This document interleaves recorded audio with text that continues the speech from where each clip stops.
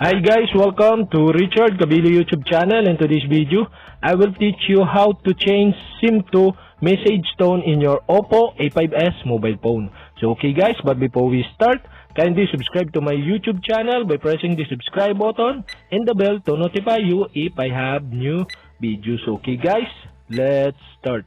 You all have to do is go to setting in your Oppo A5s mobile phone.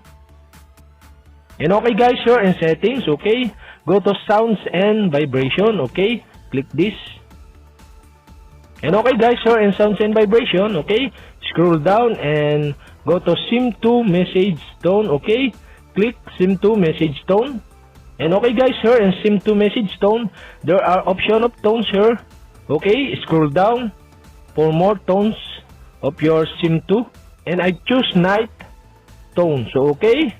So okay guys, that's it. Your SIM to message tone was changed. And okay guys, if you have a question, kindly comment below.